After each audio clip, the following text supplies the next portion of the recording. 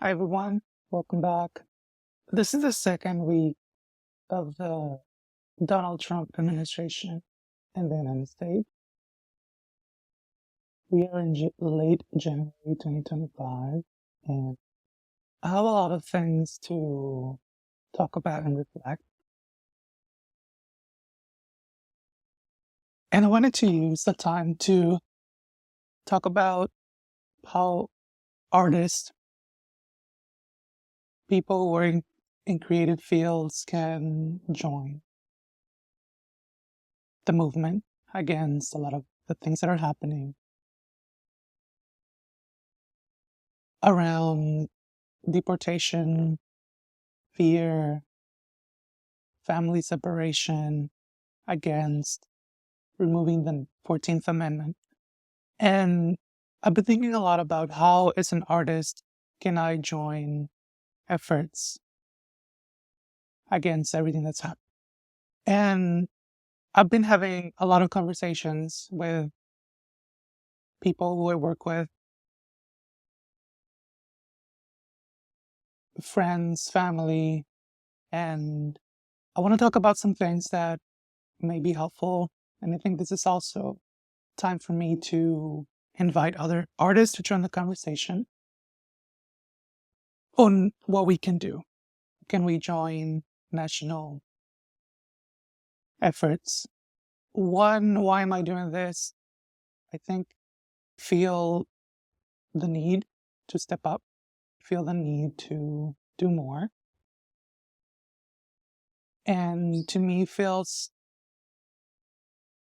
wrong to focus a lot on making art that does not address what's happening. And it feels wrong to me to focus on something that it's not helping our people or communities. To me, it feels wrong to start selling prints or start selling paintings or continue selling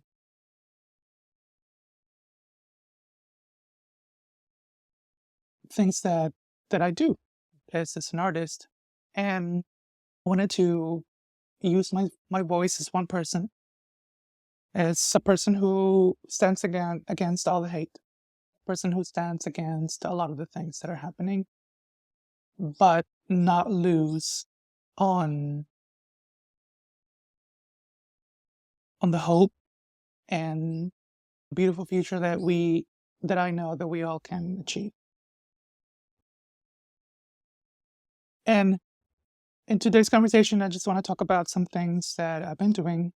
And it's going to be probably many conversations around many things, but I do want to keep it concise. So yesterday, I ended up hosting a virtual workshop on protest signs.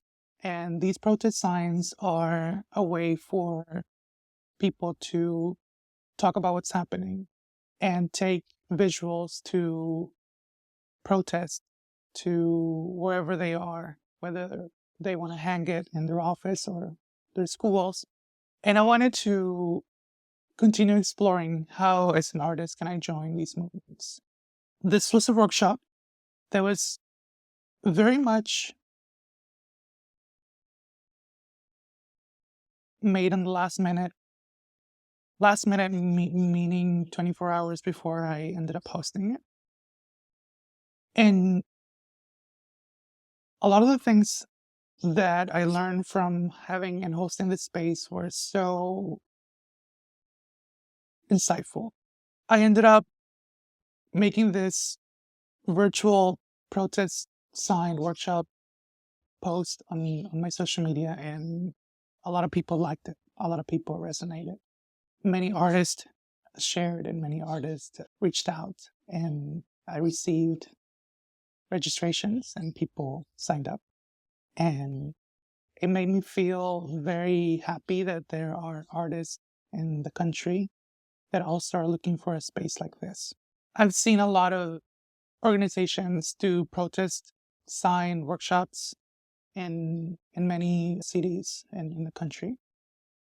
And I definitely want to credit them for starting this. I'm not saying that I'm making this myself, but I wanted to do something as well. And if you know me, a lot of my work has also been focusing on how can, and as an artist, I join my voice into what's happening in today's world in 2025. And even before that, a lot of my work focuses on how can I join efforts nationally? How can I join efforts locally? And I've been able to work with a lot of individuals who value the artist's voice, people who are learning how to incorporate more artist voices into their work. And of course, with the new Trump administration, I wanted to talk about how I'm also responding, how we all can respond and hopefully build up on each other, add to the conversation, continue to host spaces like these where all of us can come and learn. I'm not someone who is saying that I know everything there is to do to stand against hate. But this workshop, like I said, taught me that people are in need of spaces like these, whether they're virtual or in person, and using the arts as a way to make sense, to organize, to stand up, and to raise our voices. I really liked having the conversation yesterday with the people who joined.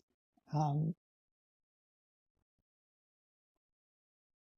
there was a lot of talk around not just giving people the option of making a protest sign, but also creating resources for people to join and learn and understand what they can do. One of the conversations that we had was around making people aware of their rights. There are these red cards going around that essentially gives people some steps in terms of what they can do if ICE stops them. And you can find them by looking them up, searching red cards. They're available in over 16 languages. And that was a beautiful thing that exists. And the conversation yesterday just led into how can we further expand the resources that we have available? Making graphic designs that are responsive to different age groups, meaning talking about science that young people, children, teenagers, the elderly can relate to. And how can we further create something that it's for them and they can use and they can have a purpose, how the art can have a purpose, such as including more information. For example, if someone were to be stopped, how can they have access to a phone number that they can call a lawyer? How is this lawyer going to help them? And who are the hotlines that we can call or that they can call if they're stopped or that we can call if we're stopped?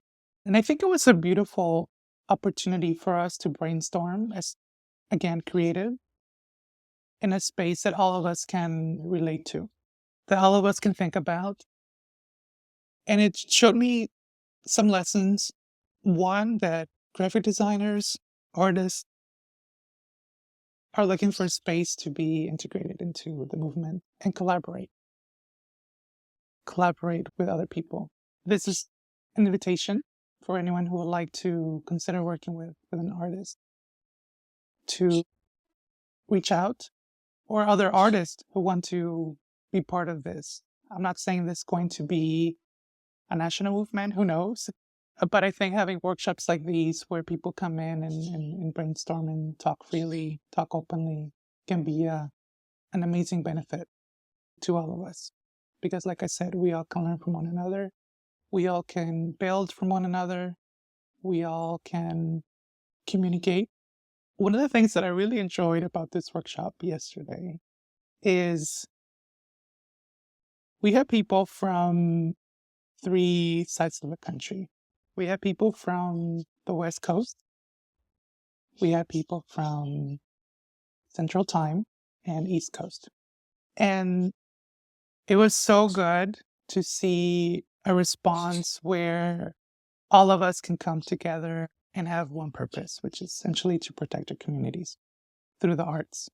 How can we use the arts to inform, to educate, and I was able to learn a lot about what other cities, specifically other artists, are doing in other cities to protect their communities, like the examples that I just mentioned. And I think having a space like this was important because not only are we making the efforts to combat this nationally, not working against this individually, but really nationally. It is a national issue. It's not just something from North Carolina and not something from other states. It's really all the country. What can other people teach us about what they're doing so that we can also learn from them, and what can other people learn from us, what we're doing? And I think that's the value in this kind of work. Again, if you would like to join some of these workshops, please stay tuned. You can follow me on social media. I will be announcing them. Again, I'm not trying to sell anything. I'm not trying to tell people to pay. To me, I think it would be wrong for me to pay to ask for money for people to participate in these events. Join us and be part of this work. And also, if you have any other resources around artivism, artists who are activists or people who are joining the cause, share them in the resources below or in the comments or wherever this is available so that we all can learn from one another. It can be books that are jumping at you right now. It can be poetry. It can be practices that you all have thought about. Any training.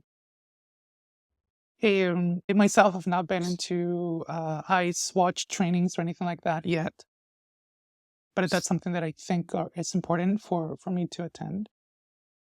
And also, more nationally, more locally, any art organizing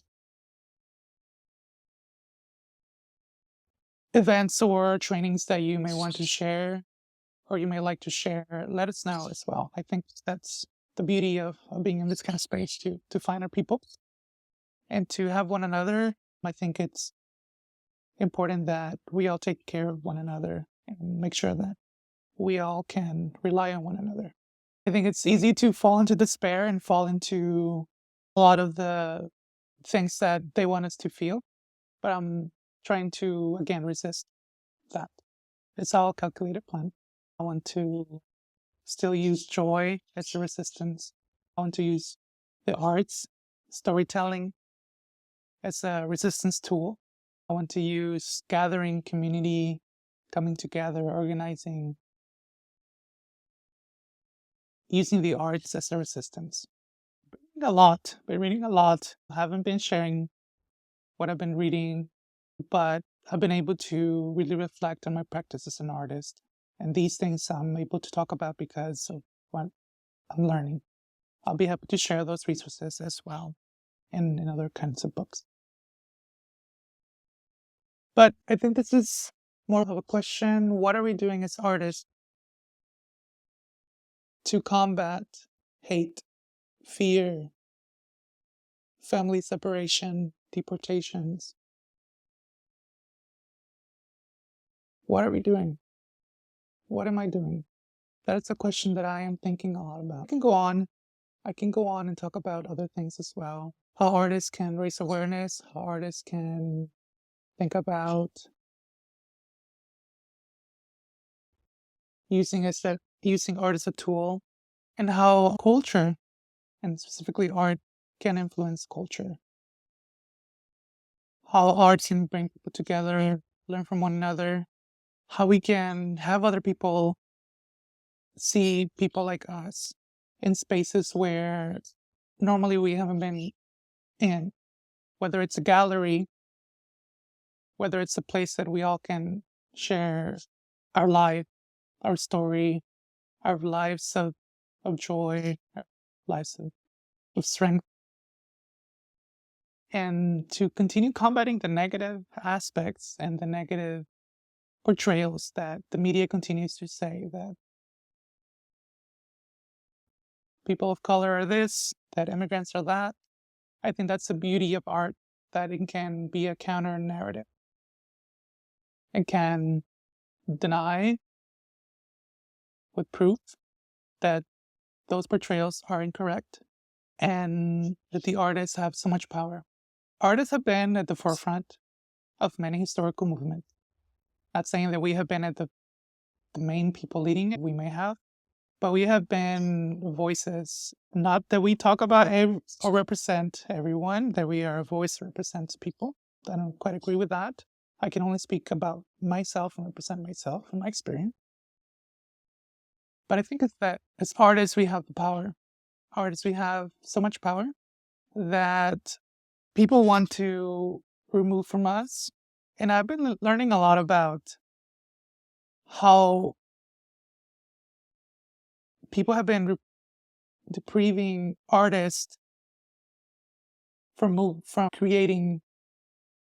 Look at the writers whose books are banned because they carry ideas that go against people who don't like those ideas.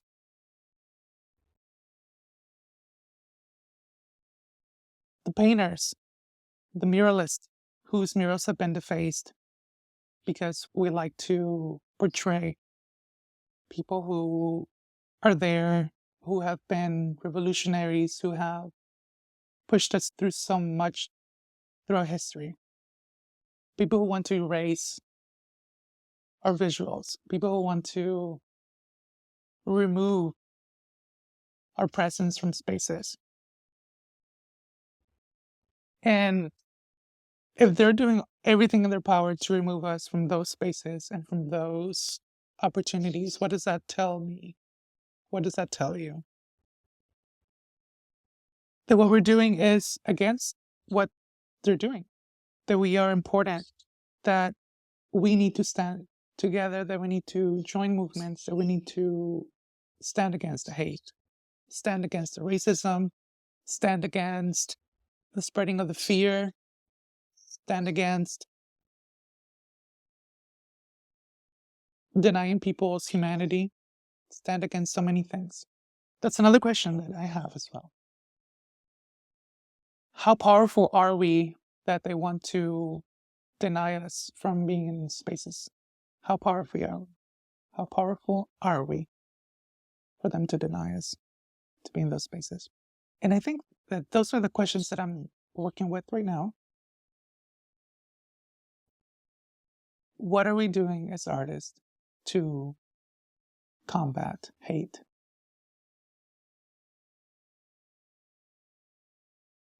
What are we doing? Are we writing to my fellow writers? Are we writing poetry? My fellow poets, what poetry, what books are we writing? What novels are we creating?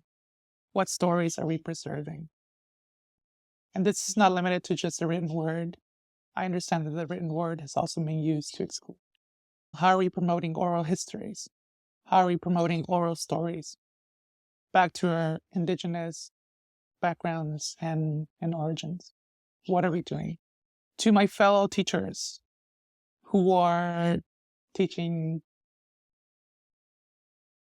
Spanish, what are we teaching in the curriculum?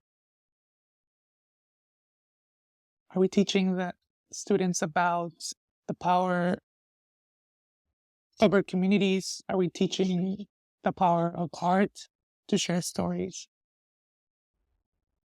What are we teaching our students in Spanish classes? To my fellow grant writers, and I've been thinking a lot about how grant writing can be an activist tool. Now I'm aware of the nonprofit world, how the nonprofit world can perpetuate many of the things that are happening. I'm very aware.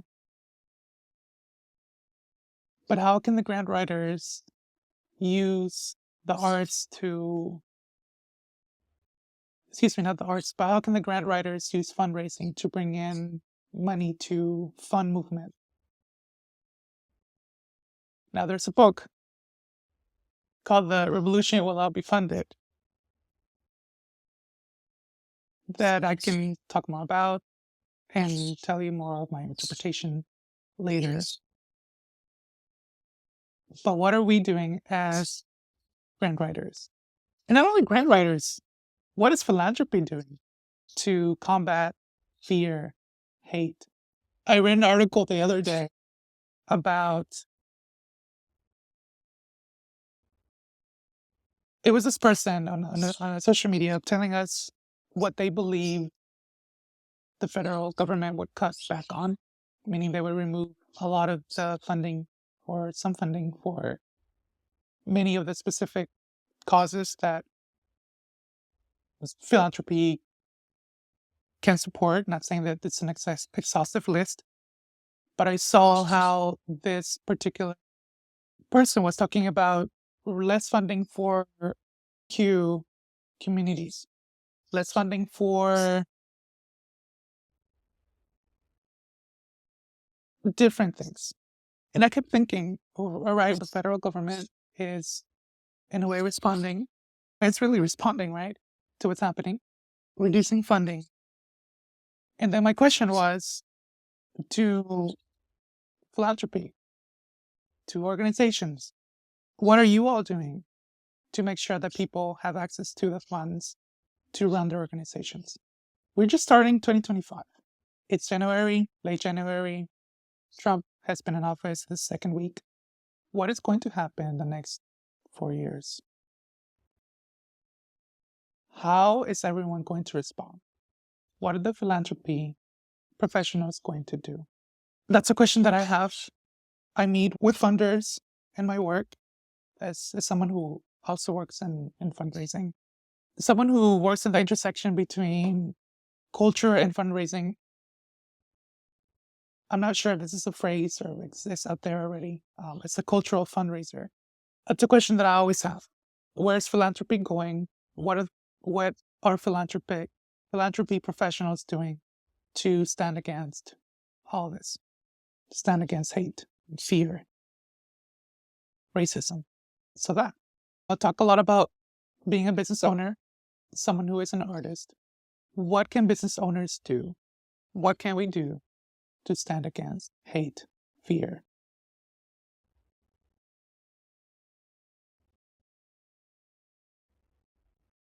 and oppression?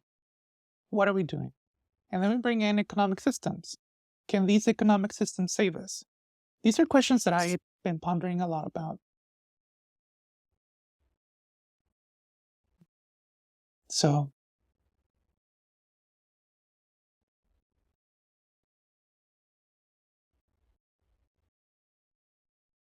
what can we do?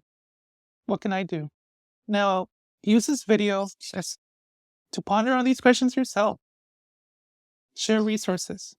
Tell me what you are doing to stand against hate and fear. Now, I think it can be easy to think we have to do so much. And it might be, maybe that we have to do that. But because a single person cannot do it all, what is within your power to do? What can you do? Whether it's hosting a space, whether it's hosting a book club, whether it's hosting a painting class, whether it's collaborating with a organization that brings in a Know Your Rights workshop, or even complementing that Know Your Rights workshop with a guided painting class or workshop. Whether it's taking photographs in an exhibition that you want to make. How are people responding against hate? The poems that you're writing. How are you holding space for us? How are you holding space for others? And also, how are you taking care of yourself? What are you doing to take care of yourself? What grants are you writing? Who are you working with? What volunteer opportunities can you participate in? Again, we don't have to do it all, but if all of us do something, we can work together. And I think that I've heard that all my life. It may sound cliche, but it works, y'all. It works. I think that the arts can be a tool to make sense. It can be a tool to understand. It can be a tool to resist. For my arts and wellness people, what are we doing to talk about how we can use the arts as a way to be a refuge, to come together, to take care of one another? What are we doing? How can we continue to advocate for the arts as a way to have so much benefit, so many emotional benefits for making people feel happy? I was reading The Atlantic. They have I have the copy here of the latest publication, and they had an article on how compassion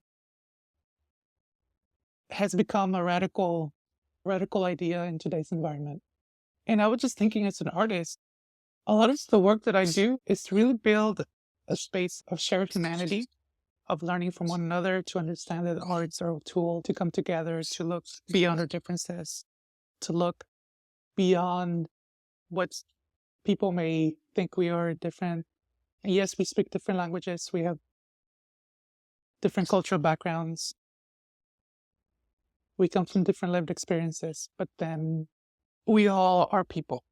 Deep down, we're the same. We are the same people. And again, what are we doing?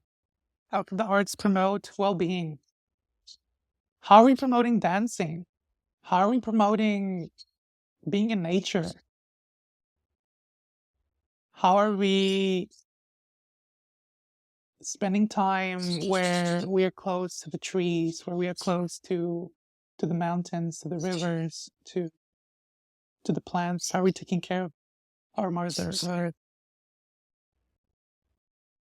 How does that help us feel strong? How does that help us take care of our bodies? How are we nourishing ourselves? So yeah, everything I've been saying, it's just questions that I have, reflections of things that I'm reading about. I think it's really about what can I do during this presidency? What can I do as a person? What can I do as an artist, as a professional to do this? Going back to the idea, I was having a conversation with someone and they said, I wish I could do more. Believe me, I also wish I could do more. I wish I could do so many things, talk to more people, do more events.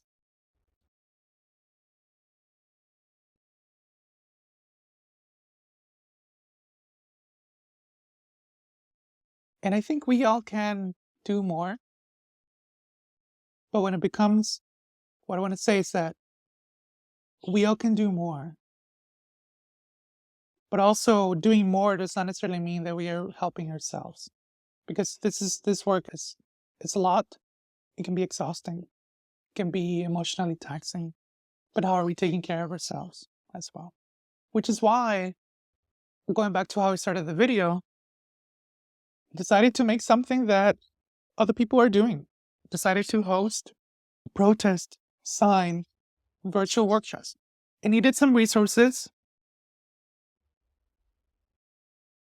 And that led me to think that with that mentality of I wish I could do more, we need more things to do more things, right? Going back to the funding, we may need money to pay for childcare. We may need money to pay for canvases and acrylic paint and markers and other things like that. We may need money to pay for having a space to host people, having a space to create, to pay for electricity, to pay for water, to pay for the internet. And I think that's what I want to be more aware, conscientious about, that doing more will require more. And sometimes we don't have those resources. So just being aware that although I wish I could do more as well, it's just sometimes not possible. Our resources can be limited. Resources can be finite. It can be anything from time. People may have family. People may have children. People may have parents to take care of. People are still working 9 to 5s. So sometimes doing more when there are these responsibilities, keeping our community safe, that can be more. Create maybe just not optimal to do so many things. And then what are we going to do then? We do so much. So I think this is where my question comes to.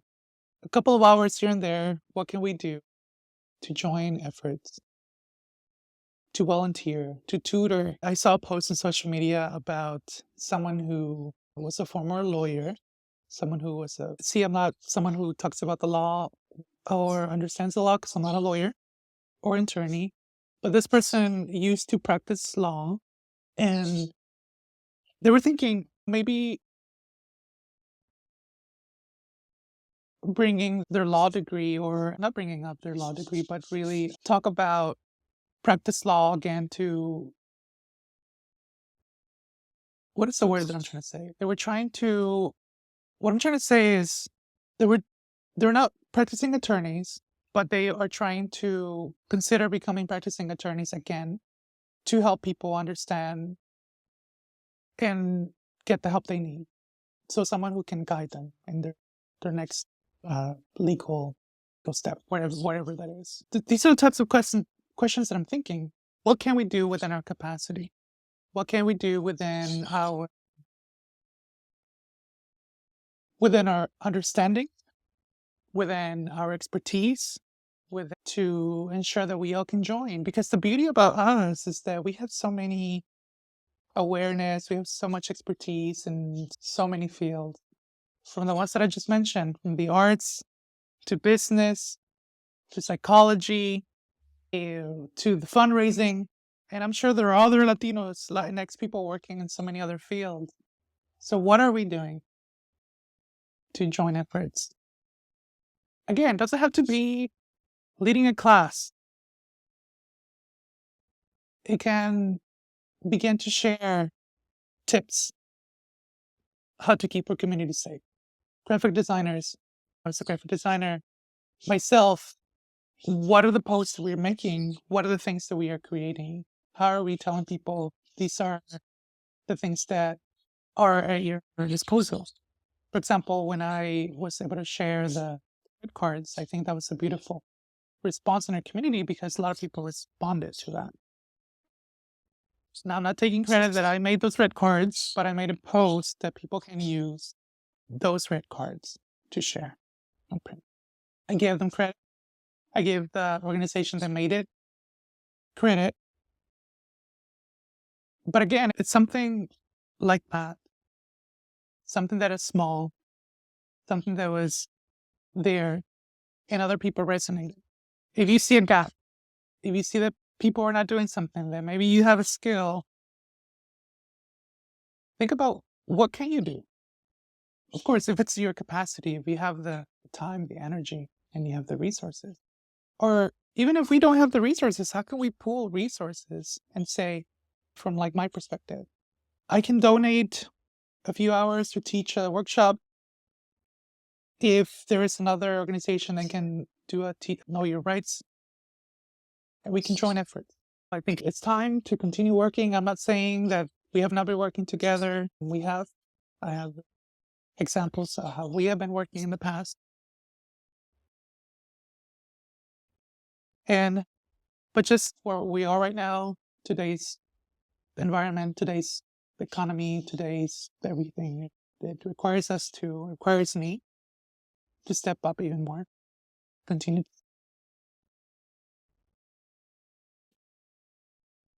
Just thinking a lot about, again, what can we do?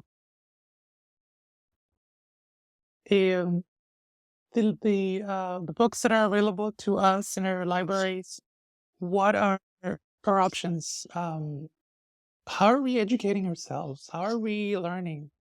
How are we able to strengthen our response and not let fear, hate stop us? What are we doing? With book banning, I was just reading another article around the books that are banned. And what are the books that we are reading to understand against or to understand what's happening? To stand up against the attacks on our communities. If you're a reader, if you have recommendations, share them. If you are a nonfiction, if you're a nonfiction person, share your books. What are the top 5 books that you think people can benefit from in today's world? And maybe the book doesn't talk about that, but maybe your response or how you are reflecting on what they say can further build on what we all can learn from. Nonfiction, for example, I was talking to people also last week and this week, again, how the arts are a tool to help us feel better, reach our humanity, feel happy, feel connected, feel that we have a village around us. And that's based on nonfiction. And those are the books that can help us further understand what people who don't like us want to do against us. That's just an example for my fiction people. What books, what poems do you recommend that we all read? What are books that have changed your life? What are books that you can say, this story right here is a tool to combat hate, isolation, and fear? What authors do you recommend that we learn from? Maybe not just fiction. What magazines? Maybe you like to read magazines. I mentioned The Atlantic. For my Spanish speaking people, especially for my Spanish speaking people right now, I'm thinking about that. You all have had so much, and I say this because I've seen it, with so many book fairs in Latin America, where authors come and talk about their beautiful works, from bookstores with bookshelves filled, complete with literature from Latin America. What books from Latin America can we read that you think are important, that we all can learn from? After visiting Mexico, after visiting Oaxaca, after visiting Mexico City, after visiting Guadalajara, I always have noticed that bookstores have so many books that are not available where I live in the United States. And there are so many authors that don't get to be in our bookshelves for whatever reason. I'm not a librarian or someone who works in libraries. It could be just the international component of sending books, maybe other hidden agendas, it may be censorship, it may be that people may not sell these books to people, or there's not a market, who knows. But whenever I'm in Mexico in these bookstores, I always see a lot of bookshelves with so many books that talk about psychology, that talk about indigenous ancestry knowledge. It talks about how people have used the art as a resistance tool, how people are using the arts to document their stories.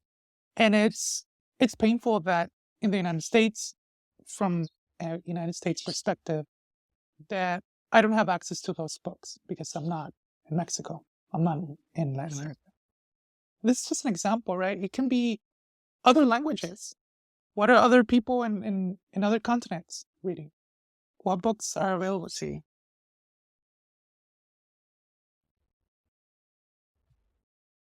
What books can you share?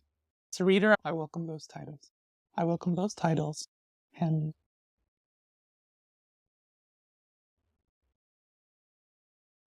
welcome everyone's ideas.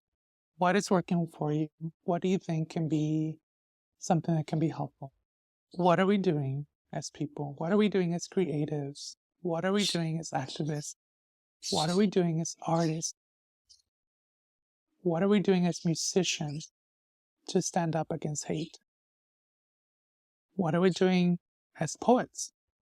What are we doing as writers? What are we doing as people who do videos like this? What are we doing as people who do podcasts? What are we doing as educators? What are we doing as people who work for nonprofit? What are we doing? What can we do to stand up? I talked a lot. I went through a lot of things. So let me know down below, what can you do? Or what are you thinking that you can do to stand up or continue to stand up? Because also, I don't want to make an assumption that we have not been standing up. What books do you recommend? What poems do you recommend reading? What bookstores can we check out? Is there a artist working group that you think can benefit from starting? Can you start hosting painting classes or painting workshops where people can come out and start doing things? With the festivals coming up, that's another thing, festivals. How are you promoting happiness? How are you promoting hope in a time where, as the Atlantic called it, where compassion and with these emotions, when they're becoming radical? What are you doing to promote happiness? What are you doing to promote hope? What are we doing to promote happiness? What are we doing to promote hope?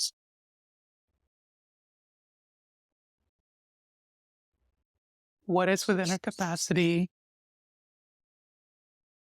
Again, whether it's connecting people to resources, we are connecting people to their most immediate needs. Because also I understand that the arts, it's not a conversation. Sometimes people may think that the arts are a luxury and that the arts are limited to a few.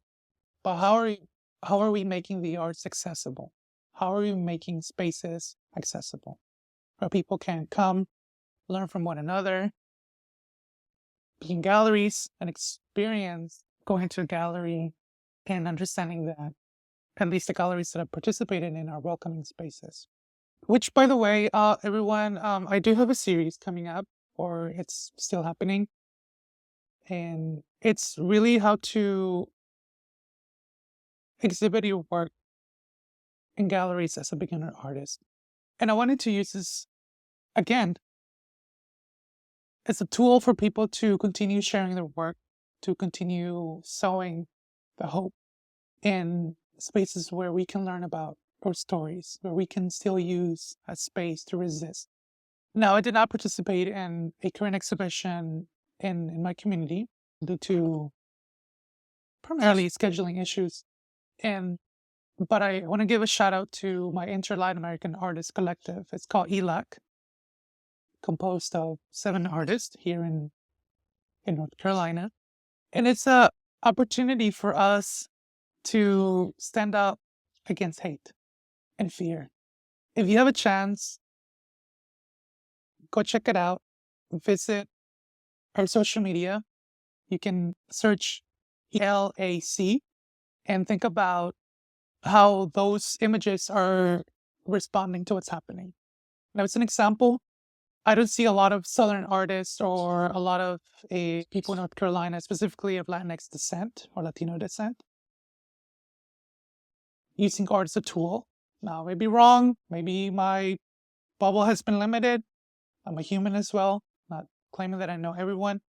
If you're someone who is doing these kinds of things, let me know down there below in North Carolina or in other states, the North, the South, the Midwest, the West Coast, about how we're using the arts as a tool for resistance. And going back to the exhibition, it's a contemporary exhibition that we all are part of, whether we are exhibiting, whether we are talking about that, or an exhibition where we all can learn from one another. The paintings are there, the visuals are there for people to look at. We will be having upcoming interview with the artist who participated. I will be more than likely moderating this discussion. And I'm going to be making a panel with the collaboration of the artist. Again, collaboration, keyword, to talk about their paintings. What are their visuals telling, or why are they choosing these visuals to tell people about what they think about what's happening? And it's going to be hopefully a time for dialogue, a time for us to come together. And maybe if you are another artist or someone who's looking to use the art as a tool to resist, maybe that panel can be helpful for you to thinking about your next upcoming exhibition. What, again, goes back to the question, what am I doing in my capacity? I couldn't participate in the exhibition, but I can participate by giving opportunity to moderate, to collaborate, to make this panel possible. Again, what are we doing? And again, use this video as you best think you can use it. It's an ongoing conversation. Wanted to add my voice to this discussion, national, global discussion, honestly, international discussion. And again, I wish you the very best. Continue to take care of yourselves. Continue to do what it's your capacity and your ability. Thank you so much for staying and watching this or listening to this. Let's continue to do what we can and create.